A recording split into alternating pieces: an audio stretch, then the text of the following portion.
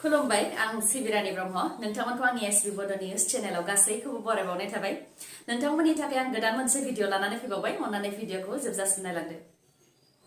बोथोर बिगियाना सांग्रांथि फोसावखानाय लेखायै आसामनि दाब दाब जायगायाव मैयानि सानाव बोथोरनि गिख्रंथाव महर गुबुन गुबुन जायगाफोराव गिख्रंथाव बारहुंखा बारनायजों लोगोसे गोबां अखा हादों बेनि अनगायैबो जोमैया गोसोमजों साग्लोबदों जायनि जाहोनाव साननि समावबो लाइट फोजोंनानै गारि मटर सालायनो गोनां जादों माखासे जायगायाव नाथाय दुखुनांथाव मैयानि सानाव बोथोरनि जांख्रिखांनायजों सानै सुबुङा जिउ खोमानो गोनां जानायखौबो रिपर्टआव मोननाय जादों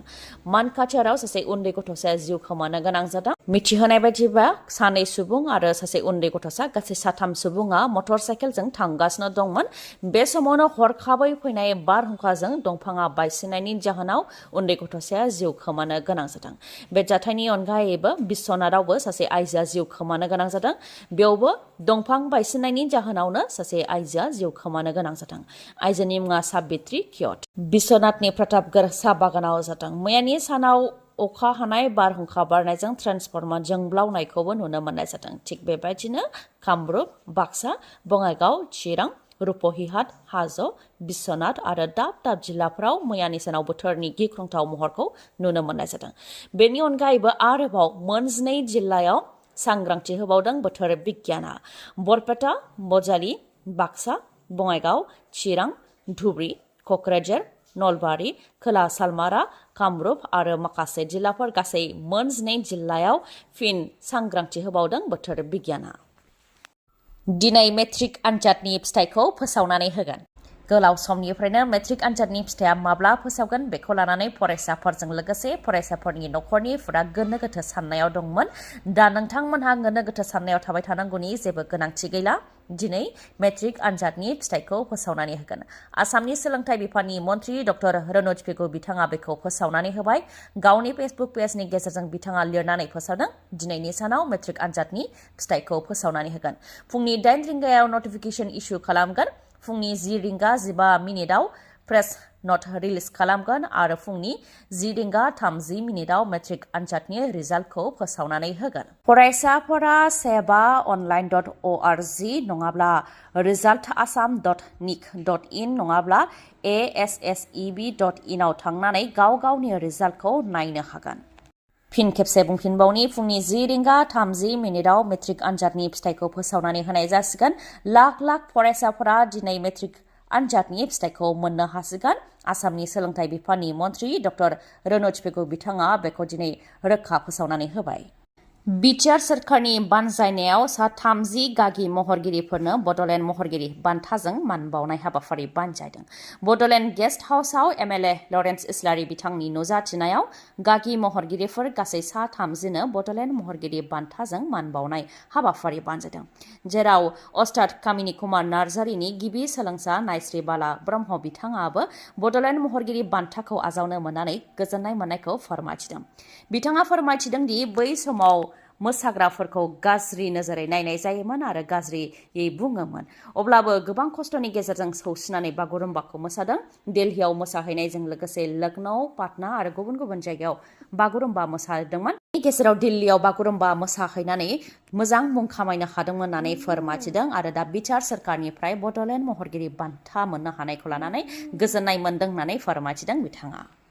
जाख्ल'नायखौ लानानै बिटिआरनि राजखान्थि BPFनि सायाव जाख्ल'नायनि अजद होनानै UPPL सोरखाराव फैनायनि उनाव फिन UPPLनि सायावबो जाख्ल'नायनि अजद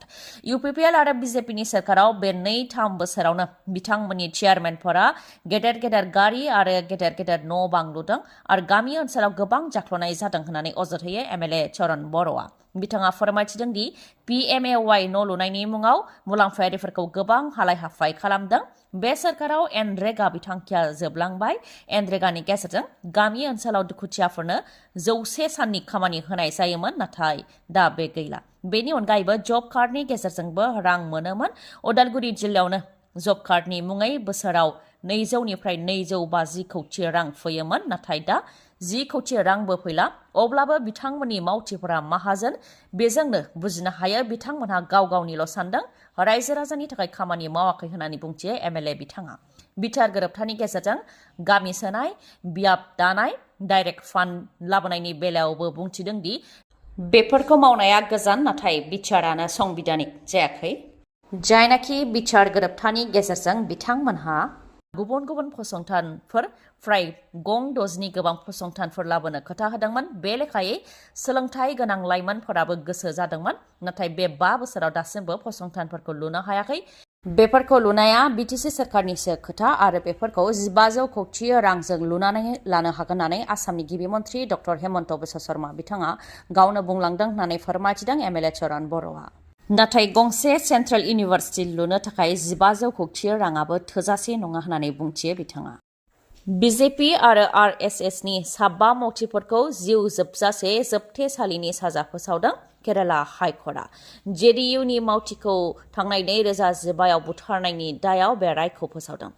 10 बोसोरनि उनाव राय फोसावदों बिजिरसालिया केराला हाइकर्टनि जास्टिस पीबी सुरेश कुमार आरो जबिन सेबास्टिया बिथांमोननि मोनसे बेन्चआ बे रायखौ फोसावदों बिजेपि आरो आरएसएसनि 10 मावथिफोरखौ जेबो दाय गैया होननानै सेशन कर्टआ फोसावदोंमोन बेनि उनाव बुथार जानाय जेडीयूनि मावथि दीपकनि बिसिया केराला हाइकर्टआव फिन चेलेन्ज खालामफिनदोंमोन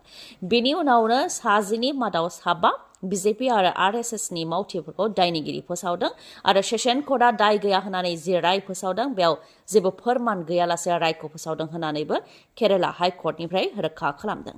दायनिगिरि फोसावजानायफोरनि मुङा जाहैबाय ऋषिकेश कुन्जापु प्रशान्त राशान्त आरो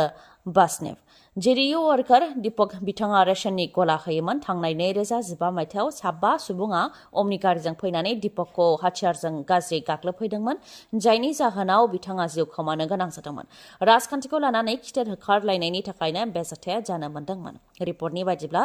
जेडीयू राजखान्थि हान्जानि माखासे सोद्रोमाफोरा बिजेपिनि मावथिफोरनि सायाव गाग्लोबदोंमोन बेनि उनावनो बे गाग्लोबनाय जाथायाव दीपकनिबो आखाय थानायनि सन्देह खालामनानै खिथेर होखारनो थाखाय बिजेपि आरो आरएसएसनि माखासे मावथिफोरा दीपकनि सायाव गाग्लोबफैदोंमोन जायनि जाहोनाव दीपकआ जिउ खोमानो गोनां जादोंमोन नाथाय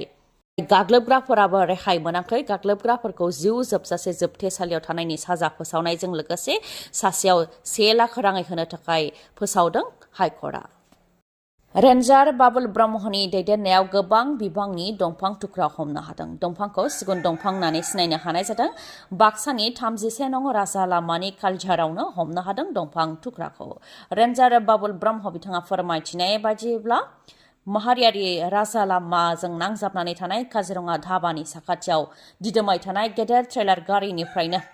दंफां थुख्राफोरखौ हमनो हादों मोनसे स्रोत सुलुंनि सायाव बिथा खालामनानैनो गेदेर ट्रेलार गारिनिफ्राय दंफां थुख्राफोरखौ हमनो हादों होननानै फोरमायथिदों जेरावनाखि गेदेर ट्रेलार गारिया दंफां लायनो थाखाय गामि सिं ओनसोलाव हाबनो हाया बेनिखायनो बेयाव गेदेर चक्र थानायनि सन्देह खालामदों माखासे फिसा गारिफोरजों लाबोनायनि उनाव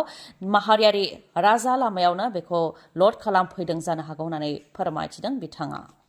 बिटिसिनि सोलोंथाइ बिफानखौ बिटिसिनि गाहाय प्रमद बर' बिथाङा नोजोर लाखिनायनि बिबान लानायनि उनावबो बिटिआरनि सोलोंथाइया गाज्रि थासारियाव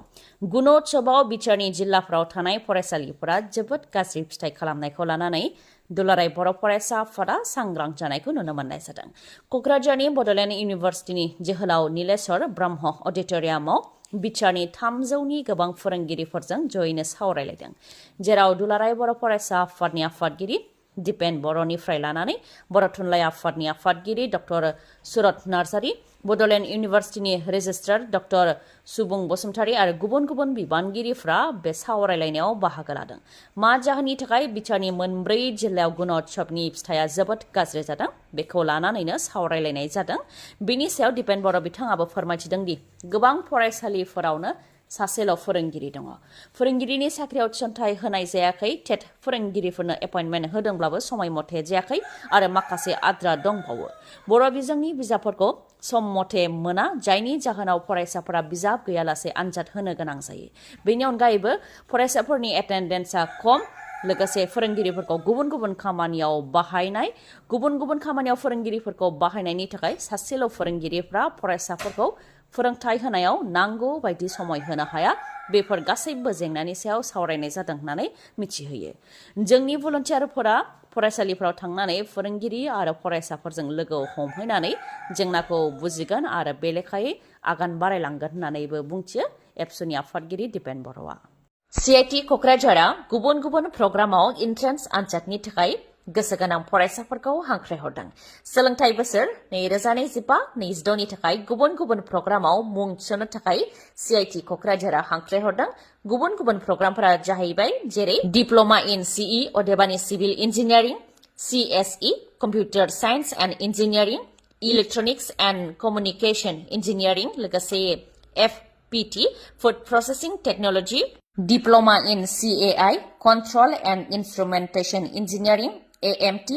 एनिमेशन एन्ड मल्टीमीडिया टेक्नोलॉजी। बेनि अनगायैबो BTech बैचलर ऑफ टेक्नोलॉजी आवबो CE civil engineering, CSE, ECE, FET आरो IE अदेबानि इंस्ट्रुमेंटेशन इंजिनियरिं बेफोर प्रग्रामनि थाखाय लोगोसेनो bachelor of design MCD multimedia communication and design बेफोर प्रग्रामजों लोगोसे MTech इन WRH अदेबानि water resources and hydraulic engineering, CSE, FET आरो GET अदेबानि green energy technology, MDes in MCD अदेबानि multimedia communication and design, PhD in CE, CSE, ECE, FET,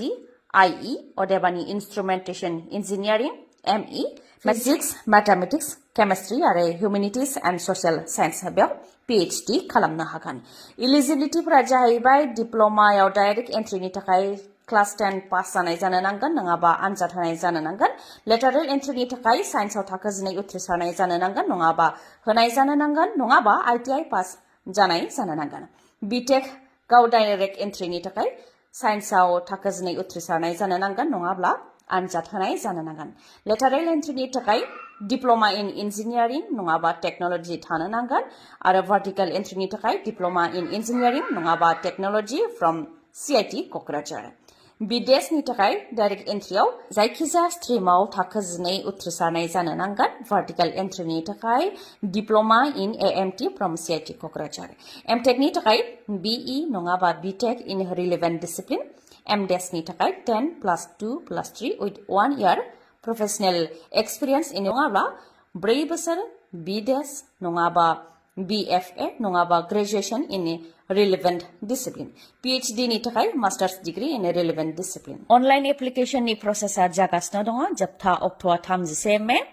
diploma नङाबा undergraduate नङाबा post ग्रेजुएटनि एन्ट्रेन्स एग्जामआ 9 जुनाव जागोन। PhD निया 15 जुनाव जागोन। फर्स्ट काउन्सिलिं आरो सेकेन्ड काउन्सिलिंनि अक्ट'फोरखौ आरो गासै डिटेल्सफोरखौ नोंथांमोनहा स्क्रिनाव नायनानैबो लानो हागोन। नोंथांमोना जुदि गोसो गुदुंब्ला कक्राझार CIT नि एडमिशन सेलाव खौरां लानो हागोन। फोन नाम्बारा जाहैबाय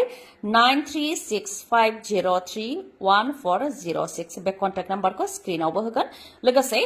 इमेलनि गेजेरजोंबो नोंथांमोनहा खौरां लानो हागोन। बेफोर गासै डिटेल्स स्क्रिनाव होनाय जाबाय, नोंथांमोनहा नायनानै लानो हागोन। गोजोन्थों। दिनैनि भिडिअ एसेनोसै। गाबोन आरो गोदान भिडिअजों लोगो मोनफिनबावगोन। नोंथाङा दासिमबो आंनि चेनेलखौ साबस्क्राइब खालामाखैबा अन्नानै साबस्क्राइब खालामदो। लोगोसे लाइक, कमेन्ट आरो शेयार खालामनो दाबाव। गोजोन्थों।